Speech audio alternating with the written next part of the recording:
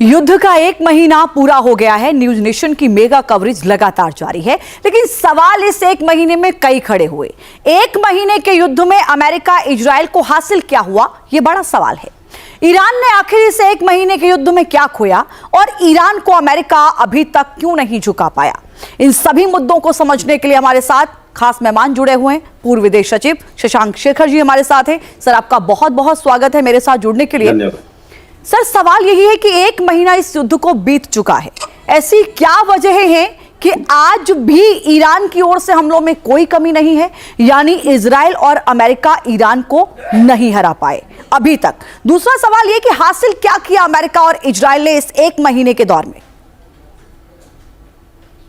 हरा क्यों नहीं पाए? क्योंकि वो लोग देख रहे थे यूएसए और इजराइल जिस तरीके से बाकी देशों में हमले हुए हैं और उन देशों की सरकारें बिल्कुल वो सेंट्रलाइज्ड अथॉरिटी के अंडर में काम करती थी, तो उन्होंने सेंट्रल लीडरशिप को न्यूट्रलाइज करा, या जैसे वेनेजुएला में उठा के ले गए तो वो बाकी सब कोलैप्स हो गया, या सबने कहा कि चलो दोस्ती कर लेनी चाहिए।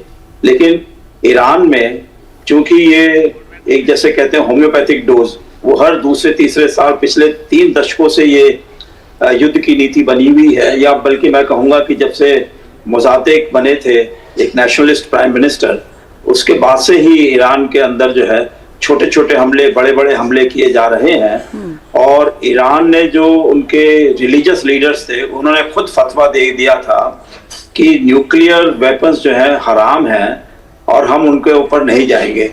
लेकिन विश्वास करना बड़ा मुश्किल है, क्योंकि अगर हो जाता है तो सबसे पहला हमला इजराइल पे होगा, क्योंकि ईरान ने कभी इजराइल की अस्तित्व को नहीं माना है। उनका कहना यही रहा है कि यूरोप के यहूदियों को यूरोप में रखना चाहिए था या अमेरिका भेज देते, क्यों लेकर आए उनको पश्चिम एशिया में। और इस तरीके से वो सब पूरे पश्चिम एशिया के देशों को, खासकर जैसे ईरान जो बहुत पुरानी सिविलाइजेशन है, उनको कंट्रोल करने के लिए। तो मेरे ख्याल से ये जो ईरान को काफी इस तरह का जो अनुभव प्राप्त हुआ है, उनको मालूम है कि सेंट्रलाइजेशन वर्सेस डिसेंट्रलाइजेशन दोनों अप्रोचेस उनके यहाँ चली हैं, जिसकी वजह से दूसरा जो आपने कहा कि वहाँ सबसे पहले क्या अचीव हुआ, तो उन्होंने पूरी लीडरशिप को न्यूट्रलाइज कर दिया। और जो कोई भी नया लीडर बन के आता है तो इजरायली जो मोसाद है या अमेरिकन CIA या जो भी कोई और उनके नेटो के पार्टनर्स के इंटेलिजेंस एजेंसीज हैं, वो कोशिश करती है कि आइडेंटिफाई करें कि कैसे उनको न्यूट्रलाइज कर सकते हैं ईरान की लीडरशिप को।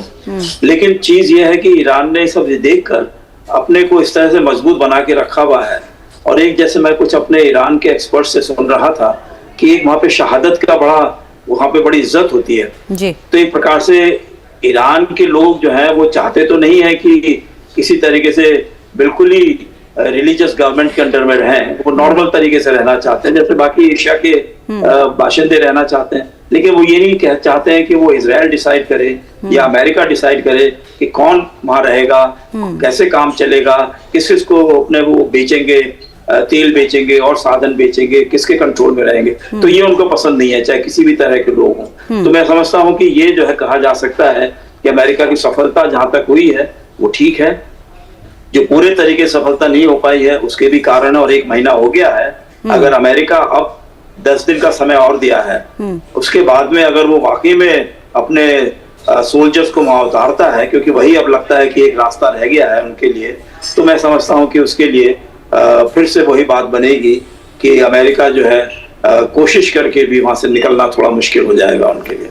बिल्कुल ठीक कहा सर आपने। और आपने ये भी कहा कि बाकी देशों में जिस तरीके से, चूंकि अभी वेनेजुएला का उदाहरण, लेकिन क्या हमें वियतनाम और अफगानिस्तान में स्थिति क्या रही, अगर आप ग्राउंड ऑपरेशन का हम जिक्र करें तो क्या उसको भी एक बार याद करना जरूरी है? ईरान की भौगोलिक स्थिति को अगर हम देखें तो अमेरिका के लिए। देखिए, मैं खुद वियतनाम में रह चुका हूँ 1972-1973 में, जब वहां पे हमले भी हो रहे थे और साथ ही साथ पेरिस पीस टॉक्स भी चल रही थी। मैं लीबिया में भी रह चुका हूँ, जहां पर कि काफी हमले हुए थे, और बाद में मेरे आने के बाद तो खैर बहुत जबरदस्त हमले हुए और वो देश एक तरीके से टुकड़े टुकड़ों में बदल गया है। तो एक प्रकार से मैं कहूंगा कि ये कोई भी इस तरह का बात हो सकती है, क्योंकि इजराइल चाहता है कि सब देश जो है वेस्ट एशिया में कमजोर रहें, अपने कबीलों में बदल जाएं तो ज्यादा अच्छा है। तो उसमें यह है कि फिर इजराइल को उनको नॉर्मल तरीके से जैसे यूरोप में अगर वहाँ क्रिश्चियंस का रूल है और यहूदियों को थोड़ा दबा के रखा जाता था, तो यहाँ पर जो है वो नॉर्मल गवर्नमेंट्स बन जाएंगी ट्राइबल हिस्से से, और यहूदियों को वहाँ पे तकलीफ नहीं मिलेगी। तो एक प्रकार से वो चाहते हैं कि काउंटर वेट बन जाए यूरोप के लिए या अमेरिका के लिए, जहाँ पे यहूदियों का वर्चस्व हो जाता है थोड़ा सा। अब ये बात जो है वहाँ के जो हमारे चाहे वो क्रिश्चियंस हों चाहे मुस्लिम्स हों, जो भी वहाँ के रहने वाले हैं, पैलेस्टीनियंस हों, वो भी पढ़े लिखे लोग हैं, होशियार लोग हैं। ईरान तो बहुत होशियार लोग हैं वहाँ के, तो वो इतनी आसानी से ये बात मानने को तैयार नहीं है।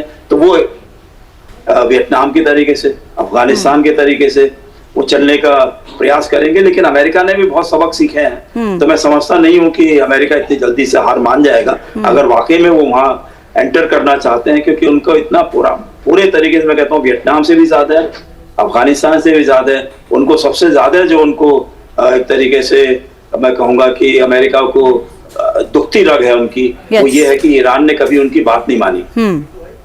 क्या सर अभी भी ये माना जाए कि हमले से पहले जो आकलन किया था ईरान को लेकर, वो थोड़ा कम कर लिया अमेरिका ने?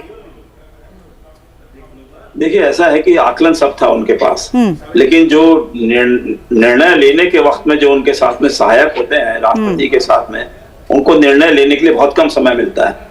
उस समय उन्होंने ये समय लिया कि अगर हम इनके लोगों को निकाल देते हैं, टॉप के लोगों को, तो देखते हैं बहुत जरूर असर होगा और हो सकता है हमारा काम बन जाए। नहीं बनेगा तो कोई बात नहीं, हमारे बाकी एक्सपर्ट्स बैठे ही हैं, एजेंसीज वगैरह हैं तरह तरह की, तो वो काम करेंगे। हमारे यंग मैन बहुत हैं, वो सब वहां पे युद्ध में जो है उनको भेजा जा सकता है लड़ने के लिए। अब पहले भी हम लड़ते रहे हैं, तो लड़ेंगे तो कम से कम हमारे जो हथियार बनाने वाली कंपनीज हैं उनको मौका मिलेगा सब देशों को अपने हथियार बेचने के लिए। जो एक अमेरिका का मैं कहूंगा मिलिट्री इंडस्ट्रियल कॉम्प्लेक्स जो है वो सेकेंड वर्ल्ड वॉर के बाद से वो इतना महत्वपूर्ण हो गया है कि अमेरिका की राजनीति को, उनके डोमेस्टिक पॉलिसीज को वही एक तरीके से डिसाइड करता है। और दूसरा है उनका अपना जो ऊर्जा का क्षेत्र है, ऑयल का है, एनर्जी का है, तो उसमें वो चाहते हैं कि बाकी सबकी एनर्जी जो है वो किसी और को ना मिले जब तक कि अमेरिका डिसाइड ना करे। तो या तो अमेरिका अपनी एनर्जी बेचेगा या औरों की एनर्जी के ऊपर कंट्रोल करके रखेगा। तो ये उनका बहुत महत्वपूर्ण उनके वो प्रायोरिटीज रही हैं। तो मेरे ख्याल से ईरान उसमें पकड़ा गया है। क्या सर ये माना जाए कि जो पहला हमला किया और इसको बड़ी सफलता के तौर पर देखा भी गया अमेरिका की ओर से कि हमने एक टॉप लीडरशिप को खत्म कर दिया, क्या यही पहलू ईरान के लिए पॉजिटिव साबित हुआ? चूंकि मौजूदा रिजीम के साथ पूरा ईरान का व्यक्ति खड़ा हुआ नजर आता है। आपने कहा कि वहां शहीद को एक बहुत ही सेंटीमेंट लोगों के जुड़ जाते हैं जब इस तरीके की तस्वीर आती है। क्या वहां के लोग खामेनेई के लिए वही भावनाएं व्यक्त कर रहे हैं इस वक्त, और ये पासा उल्टा पड़ गया अमेरिका के लिए?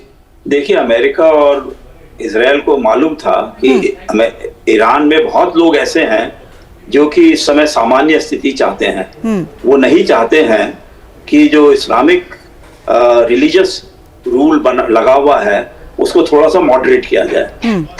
क्योंकि जिस समय वो खोमेनी साहब आए थे पेरिस से 1979 में, उस समय पश्चिम के भी देशों ने एक तरीके से मदद ही करी थी, और जो बाजार के लोग थे यानी कि जो बिजनेस कम्युनिटी थी उन्होंने भी सपोर्ट किया था। क्योंकि सब वो जो उनके यहाँ पुराने सवाक का जो इंटेलिजेंस वो एपरेटस था शाह ऑफ ईरान का, वो इतना सख्त था, इतना खतरनाक था कि कोई भी वहां के लोग रहने को तैयार नहीं है। तो इसलिए अमेरिका का ये मानना कि वो फिर किसी से शाह ऑफ ईरान की फैमिली के किसी आदमी को भेज देंगे ईरान में, या ईरान में कोई और लोग मिल जाएंगे, तो उनको जरूर बहुत सारे लोग ये मिले जिन्होंने कहा कि हमने नॉर्मल चाहते हैं। तो उनको ये उम्मीद नजर आई कि किसी ना किसी तरीके से टॉप लीडरशिप अगर खत्म हो जाती है तो हो सकता है कि दूसरे या तीसरे स्तर पर कुछ ऐसे लोग मिल जाएं जो कि अपने जनता की भावनाओं का ज्यादा आदर करेंगे, कदर करेंगे। लेकिन हमारे ख्याल से जो नेशनलिस्टिक फीलिंग्स हैं वो और रिलीजियस फीलिंग्स सब मिलकर एकजुट हो गई हैं, और मुझे लगता है कि अमेरिका